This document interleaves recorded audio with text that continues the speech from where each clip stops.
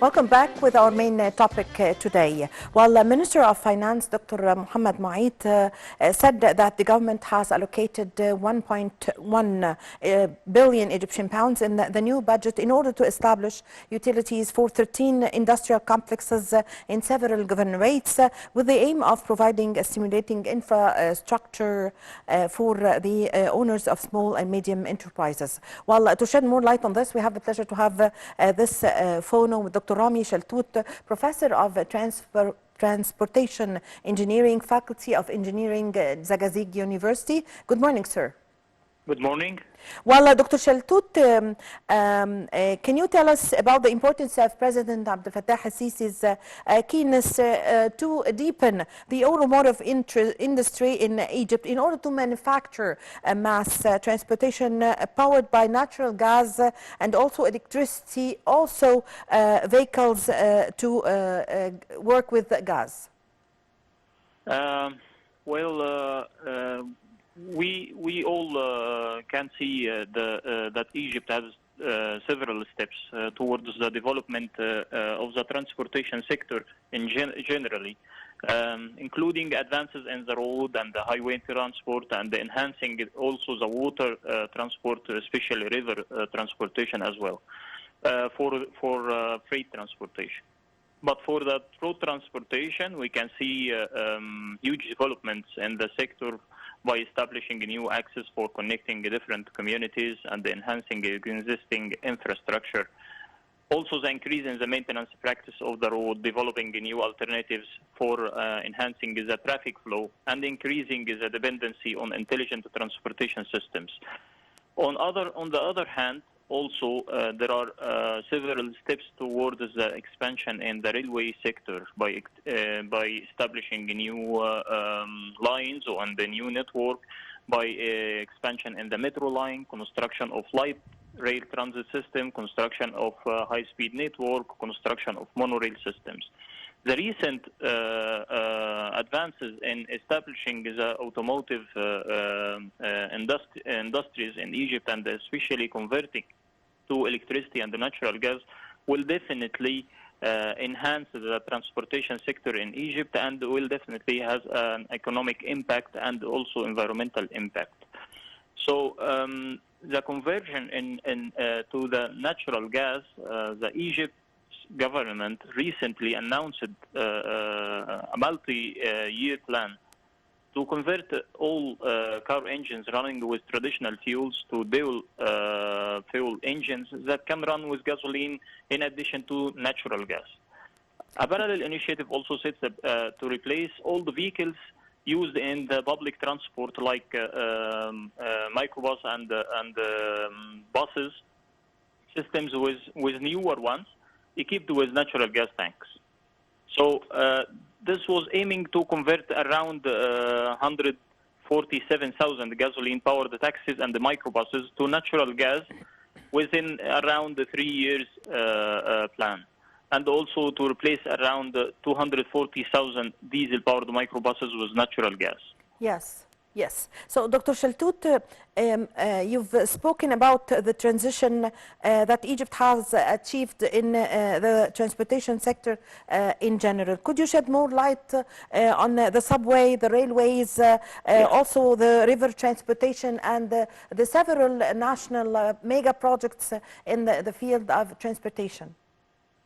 Well, as I said that in the railway sector, we already have seen the development in this sector by establishing new additional metro lines. 2 additional metro lines have been come in place. The 3rd metro and the 4th metro line. Well, the third metro line is connecting Ataba to Adli Mansour, as we said, with another extension to Zamalek. And the 4th metro line, of course, will be connecting the 6th of October with the first phase, Hadai al-Ashgar to al-Fustat. So there are many projects, including the recently operated one, the LRT. It was a huge step towards connecting the communities, the new communities, with the center of Cairo. And we also see the electrified rail transport, including the first of its kind, the monorail system, with which costs around $4.5 billion, with a 54-kilometer line connecting the new administrative city to the east Cairo. These developments can be summarized in two ways. The first one, or on one hand, expansion of a new network, including the new metro lines, construction of the light rail transit, construction of the new network for the high speed, and the construction of monorail. On the other hand, the rehabilitation of the existing network, which already was constructed since 1858, and these rehabilitation efforts may include construction of new double tracks, replacing the existing single tracks, also the renewal of the signaling system and the control points, renewal of the crossing, which will definitely decrease the accidents and the fatalities. Also, it may, as we see, the construction of new workshops and depots for the maintenance, and the increasing the number of fleets for the Egyptian National Railways, by as it was announced by the Minister of Transport. Egypt has recently signed the contracts for 1,300 new coaches from Russian manufacturers, and in addition to around 600 locomotives will join the fleet recently. Yes. Dr. Shaltout, how important is the state's approach to converting the buses of the Public Transport Authority to run on natural gas instead of using diesel or gasoline? How is it important for the environment? Well, for the environment, the Egyptian national or the Egyptian national plans will aiming to reduce the natural or the environmental impact of using diesel or petrol fuels, and the replacing the traditional fuels with natural gas will reduce the emissions, the carbon, the nitrogen emissions, the NOx, as we know, by around 30 to 60%, and will also decrease carbon monoxide emissions with more than 90%. This will have a great reflect on the atmosphere, and will protect the environment and improve the people's living standards. And Egypt wants to rely on cheaper, cleaner energy sources and increase the amount of power generated from renewable energies to 20% by 2022 and 42% by 2035. Yes, Dr. Shaltout, and on the economic side, what is the importance of using the natural gas to operate buses and cars and its benefit for the economy in Egypt? I will take one example only for the car owners' advantages. Using like hybrid cars using petrol plus compressed natural gas or the CNG will eliminate driving worries and hassles, and allow drivers to go longer distances and between car tank fill-ups. So the use of natural gas is as an alternative will save around for one car around 1,500 a month for the vehicle owners. This should be increased a little bit by the new prices, of course, announced this morning for the petroleum products. So yes, fueling the cars with natural gas will reduce the cost to almost half for the car owners. It also will decrease the sound pressure level, and will decrease the noise for the engines to around 90%. Yes. So in general, this will reflect in economic saving for the fuel consumption, and of course will reflect on the well-being of the people in Egypt as well. Yes, Dr. Shaltout, and what about the savings for the vehicles owners? Yes, as I mentioned now, the saving is around 1,500, but talking about the range of one fill up of the tank. So I will give you an example. 150 kilometer will consume around 10 liters of petrol, or yes, it's around 10 to 11 liters. Multiply this by the new prices, around 10 Egyptian pound. So you will pay around 150. The 150 kilometer can be replaced or as an alternative with natural gas, with a fill up with a tank. It will cost you around 30 to 40 pounds. So a saving of around 120 pounds will be achieved in one trip of 150 kilometers. So definitely this will eliminate most of the saving for the fuel consumption for the owners. And I would like to also shed the light that the natural gas recently it has the fame that it might harm the engines, but this is not correct, as previously the old systems for the natural gas by its characteristics, it does not have some lubricant inside the cylinders of the engine. But recently, a mixture of the petrol plus the natural gas will enhance these characteristics inside the engines and will definitely save the life of the engines. Yes, Dr. Shaltout, to what extent does the establishment of the industrial complex for the production of railway vehicles and accessories contribute to the development of the railway and also meet the needs of the transportation sector locally and regionally? The Egyptian Transport Ministry already started establishing the country's first factory to locally manufacture trains of all kinds from beginning of 2021. It will be named the National Egyptian Company for Railway Industries, or NERC. It will be located within the East Port Said Industrial Zone with an investment that exceeds 240 million US dollars. So by this project, Egypt is aiming to establish an industrial base equipped with the new technologies and logistics to receive international companies which own railway coaches and mainly the rolling stock providers and their requirements to produce locally the coaches and the fleet for the railway expansion to up to 40% according to the manufacturing contracts. This project is expected to create direct and indirect job opportunities, especially within the Suez Canal cities. The project will also meet the local, regional, and African needs in light with the developments in the railway sector.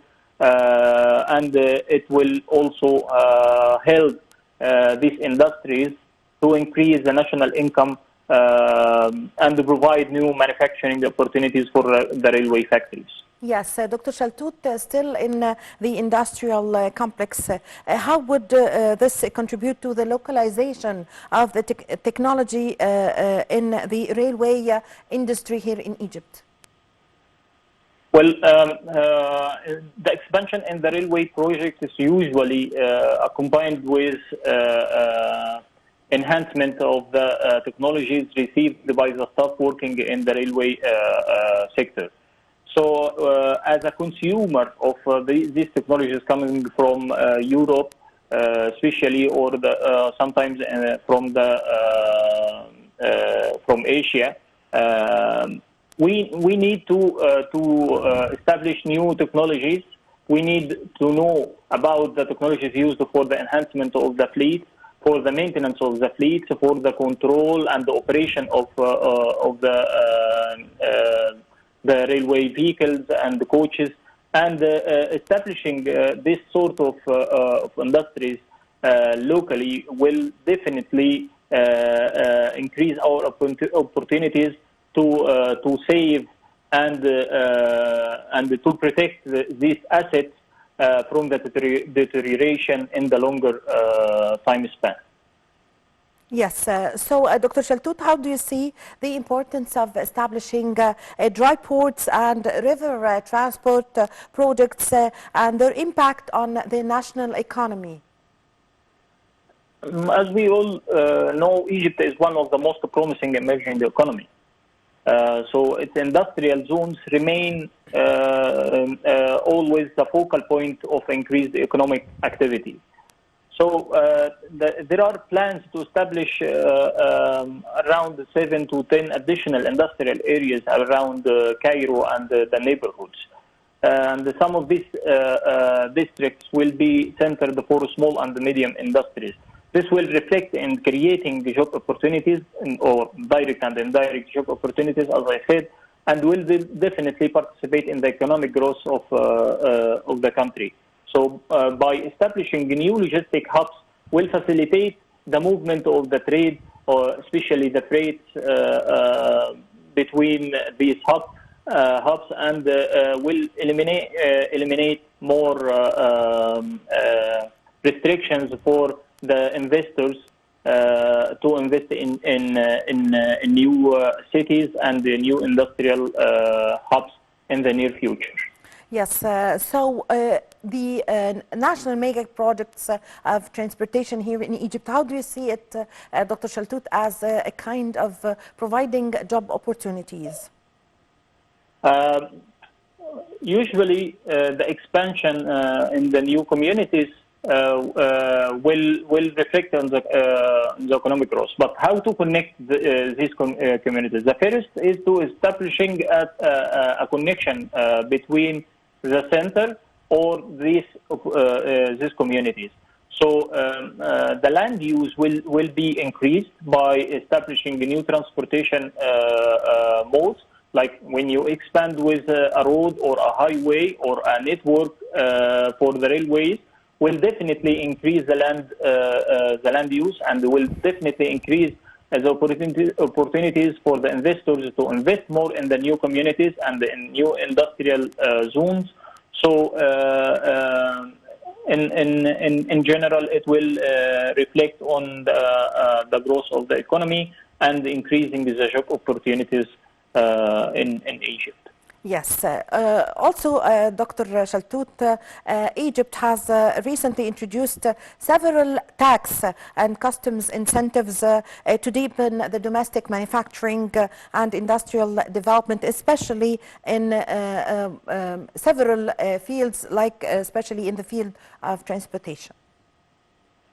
Well, these sort of taxes, I will say it's somehow some facilitation for the investors.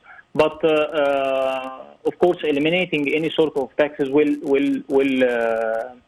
definitely encourage the investors to provide more investments in the transportation sector. But I would say we need institutional changes for the participation of the private sector in the transportation in Egypt, especially for example, in the railway sector. We need more involvement of the private sector in this field, so it will be enhanced a lot.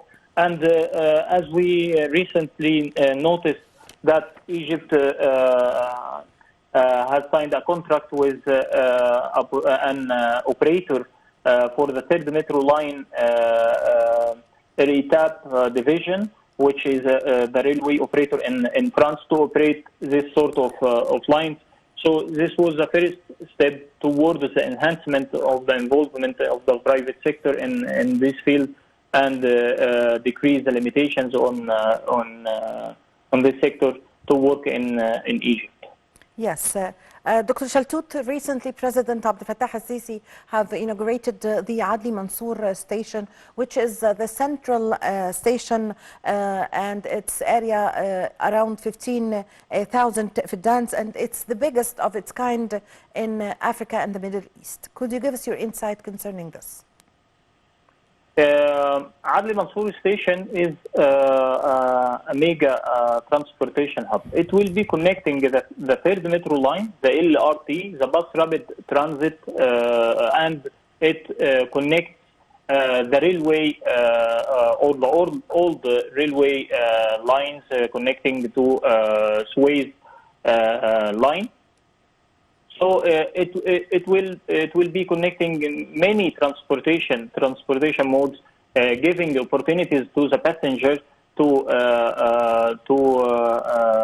exchange the model of transportation within one station, and the station has also achieved a very big step in the development in this sector, especially in the railway sector.